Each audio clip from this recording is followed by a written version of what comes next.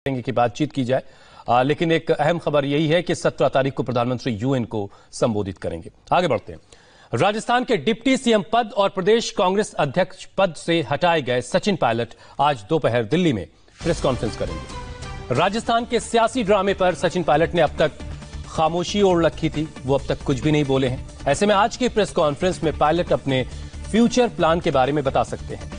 सचिन पायलट अभी तक शांत रहे हैं, खामोश रहे हैं। डिप्टी सीएम पद से उनको हटाया गया, लेकिन उन्होंने सिर्फ ट्विटर पर ही एक बात लिखी और ट्विटर के जरिए अपनी थोड़ी सी नाराजगी जाहिर की, जिसमें उन्होंने लिखा कि सत्य जो है वो पराजित नहीं हो सकता।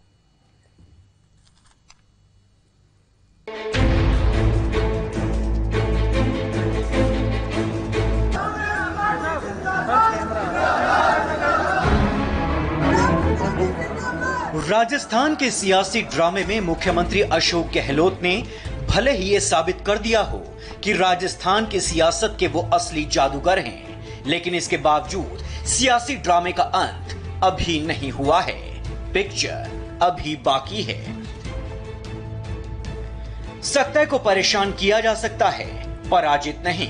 इस ट्वीट के साथ बागी हो चुके सचिन पायलट ने साफ इशारा कर दिया कि उनका पावर गेम शुरू हो गया है। उनका प्लेन क्रैश नहीं हुआ है, वो लंबी उड़ान भरने वाले हैं। पायलट का अगला कदम क्या होगा, इस पर से आज दोपहर 12 बजे पर्दा उठ सकता है। जब वो मीडिया के सामने आएंगे, अपने फ्यूचर प्लान को समझाएंगे। लेकिन मंगलवार को हुए सियासी ड्रामे में पहली बाजी तो अशोक गहलोत ने जीत ही ली। और ये कोई प्रदेश कांग्रेस के अध्यक्ष जो हमारे पहले थे पायलट साहब, उनके हाथ में कुछ नहीं वहाँ पर। वो तो खुद ही वहाँ पे पूरी कुनबा जो है वो बीजेपी के हाथों में खेल रहे हैं। राजस्थान के सियासी घटनाक्रम में सचिन पायलट का विमान टेक ऑफ हो गया है। यही वजह है कि पायलट ने अभी तक इस सियासी ड्रामे पर सीधे तौर पर कोई टिप्पणी नहीं की है। लेकिन आज होने वाली प्रेस कॉन्फ्रेंस में सचिन पायलट कांग्रेस को आईना भी दिखा सकते हैं और आगे का प्लान भी समझा सकते हैं।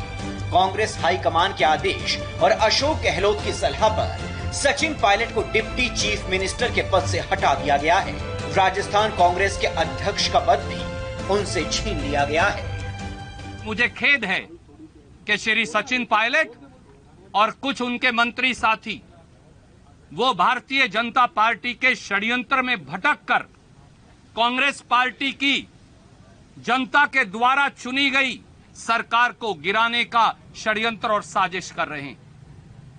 ये अस्वीकार्य है। इसीलिए बड़े दुखी मन से और खेद से कांग्रेस पार्टी ने श्री सचिन पायलट जी को, श्री विश्वेंद्र सिंह जी को और श्री रमेश मीना जी को उप मुख्यमंत्री और मंत्री पद के भार से फौरी तौर से मुक्त किया जाता है। राजस्थान के सियासी ड्रामे के 4 अहम किरदार हैं: अशोक गहलोत, सचिन पायलट, कांग्रेस और बीजेपी। पूरी कहानी इन 4 किरदारों के इर्द गिर्द घूम रही है। सचिन पायलट अशोक गहलोत को कटघरे में खड़ा कर रहे हैं, तो अशोक गहलोत सचिन पायलट को विलेन मानते हैं। सचिन पायलट पिछले काफी दिनों से नाराज चल रहे थे और ये बात वो अलग अलग नेताओं को अपनी तरफ से बता चुके थे। पिछले रविवार को भी उनकी एक वरिष्ठ नेता से बात हुई थी कांग्रेस के, जिसमें उन्होंने सारी बात बताई। उन्होंने बताया कि क्या परेशानी उनको कांग्रेस पार्टी में हो रही है, किस तरह से उनकी अवहेलना हो रही है, किस तरह से उन्होंने मेहनत की थी विधानसभा चुनाव में। लेकिन उस सब के बावजूद जो उन्हें वायदा किया गया, उनकी पार्टी से जो शिकायतें थी, वो भी किसी तरह से रिजॉल्व करने की कोशिश लीडरशिप की तरफ से नहीं हुई। राजस्थान के रण के पहले राउंड में गहलोत बाजी मार गए। ऐसा नहीं है कि ये जंग पिछले 1 या 2 हफ्ते से चल रही हो। इसके लिए सियासी बिसात काफी पहले ही बिछा दी गई थी। यही वजह थी कि गहलोत ने सबसे पहले अपने विधायकों को एकजुट किया। गहलोत ने पार्टी के भीतर अपने सबसे बड़े राइवल सचिन पायलट को बड़ी आसानी से साइड लगा दिया, जिसकी वो कई महीने से कोशिश कर रहे थे। गहलोत सरकार बनने के बाद ही सचिन पायलट को ये लगने लगा था कि उनका कद कैबिनेट मंत्री से ज्यादा नहीं है। इतना ही नहीं, विधानसभा में जिस गेट से अशोक गहलोत और विधानसभा अध्यक्ष की एंट्री होती थी, उस गेट से प्रवेश करने पर भी सचिन पायलट पर पाबंदी लगा दी गई। गाहे बगाहे मुख्यमंत्री अशोक गहलोत सचिन पायलट पर निशाना साधकर बयानबाजी करते थे। सचिन पायलट के तमाम आदेशों और तमाम ट्रांसफर पोस्टिंग ऑर्डर्स पर भी कई हद तक के पाबंदी लगा दी गई। पहले दौर की लड़ाई जीतने के बाद अशोक गहलोत फुल कॉन्फिडेंस में हैं। गहलोत ने सचिन पायलट पर निशाना साधते हुए बीजेपी को भी कटघरे में खड़ा कर दिया। कहा, उन्हें इस साजिश की पहले से आशंका थी, इसीलिए उनकी पहले से तैयारी थी। ये पिछले 6 महीने से षड्यंत्र चल रहा था और हम सबको जानकारी थी कि ये षड्यंत्र बहुत बड़ा है, हॉर्स ट्रेडिंग हो रही है और ये चलता रहा और जो स्थिति आज पहुंची उसी कारण पहुंची है। हमारे कुछ साथी गुमराह होकर के चले गए दिल्ली के अंदर और बीजेपी के मंसूबे पूरे नहीं हुए।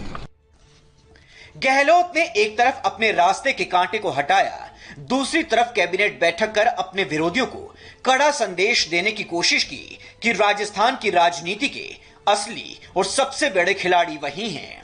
मंगलवार रात गहलोत मंत्रिमंडल की बैठक हुई, जिसमें राज्य में 223 करोड़ रुपए के निवेश की 2 परियोजनाओं को मंजूरी दे दी गई। उप मुख्यमंत्री सचिन पायलट और 2 मंत्रियों विश्वेंद्र सिंह और रमेश मीणा को हटाए जाने के बाद मंत्रिमंडल की यह पहली बैठक थी। पहले सचिन पायलट की बगावत और उसके बाद उनके खिलाफ की गई कार्रवाई के बाद अब सवाल यह है कि क्या राजस्थान की सरकार पर से संकट के बादल छट चुके हैं या फिर आज की प्रेस कॉन्फ्रेंस के बाद कोई नई मुश्किल सचिन पायलट राजस्थान की सरकार के लिए और कांग्रेस के लिए खड़ी कर सकते हैं। हमारे 3 सहयोगी इस वक्त हमारे साथ हैं। विजय लक्ष्मी दिल्ली में इस वक्त मौजूद हैं और देवेंद्र पराशर भी दिल्ली में हैं, जबकि मनीष भट्टाचार्य जयपुर से इस वक्त हमारे साथ हैं। सबसे पहले मनीष, आप जरा समझाइए कि गहलोत को रात भर नींद आई होगी ठीक ठाक तरीके से, सुकून में हैं वो कि उन्होंने सरकार बचा ली, या फिर कोई सी नई मुश्किल का भी की आहट उन्हें सुनाई दे रही है? देखिए, फिलहाल बॉडी लैंग्वेज से तो ये नहीं लगता है। जिस तरीके से चिंता में अशोक गहलोत दिखाई दे रहे थे और रात को लगभग 10 बजे तक के विधायकों के साथ मीटिंग की, मंत्रिमंडल विस्तार की तमाम चर्चाएं चल रही थी, कैबिनेट एक्सपेंशन में तमाम विधायकों को साधने की कोशिश की, उससे यही लग रहा था कि अशोक गहलोत पूरी कोशिश कर रहे हैं कि जो विधायक उन्होंने बचा के रखे हैं वो कहीं उनके हाथ से निकल ना जाए, क्योंकि उनको अंदेशा है कि किसी भी वक्त फ्लोर टेस्ट की मांग हो सकती है। क्योंकि जो तमाम सोर्सेज हैं उन्होंने यही बताया है कि जो सरकार जो है वो विश्वास में सदन से चलती है और सदन में सरकार ने विश्वास खो दिया है क्योंकि 3 मंत्रियों को हटाया गया। लिहाजा फ्लोर टेस्ट, बहुमत का जो टेस्ट होना है वो सदन में किया जा सकता है। लेकिन उससे पहले मैं आपको ये भी बताऊं कि बीजेपी राजस्थान में ठीक है, लेकिन कंफर्टेबल दिख रहे हैं, जैसा कि आप बता रहे हैं कि उनकी बॉडी लैंग्वेज से ऐसा नहीं लग रहा है, लेकिन वक्त बताएगा कि वो कितनी मुश्किल में है या कितनी आसानियां हैं।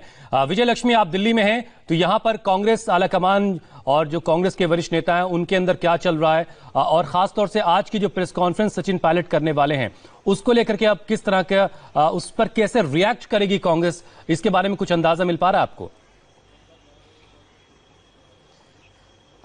बिल्कुल हुसैन, देखना होगा कि सचिन पायलट अपनी प्रेस कॉन्फ्रेंस में क्या कहते हैं। उम्मीद यही की जा रही है कि वो बताएंगे कि क्या क्या नाइंसाफी उनके साथ कांग्रेस पार्टी में की गई, कैसे उन्होंने मेहनत की और पार्टी ने कुछ भी नहीं दिया उसके एवज में, ये तमाम चीजें बताएंगे। लेकिन कांग्रेस में एक सेंटिमेंट है और जहां तक बात है यंग लीडरशिप की कांग्रेस पार्टी में, उसके अंदर जरूर एक सेंटिमेंट है कि यंग लीडरशिप मेहनत करती है, यंग जो लीडरशिप है वो मानती है कि सचिन पायलट ने मेहनत की, इसके बदौलत ही कांग्रेस की सरकार राजस्थान में आई, लेकिन उसके बावजूद जो डिजर्व करते थे वो नहीं दिया गया। तो एक जरूर डिसअपॉइंटमेंट है, अगर मैं कहूं तो सो कॉल जो यंग टीम है कांग्रेस पार्टी की, उसके अंदर के ओल्ड गार्ड को ही ज्यादा तवज्जो दिया जाता है, चाहे मध्य प्रदेश का केस रहा हो या लेकिन सवाल यही है ना विजय लक्ष्मी की, क्या इसे लेकर के कोई जो वरिष्ठ नेता है या जो आलाकमान है, जो सोनिया गांधी, राहुल गांधी और प्रियंका, इनकी तरफ से कोई बदलाव किया जाता है, ये बहुत अहम है।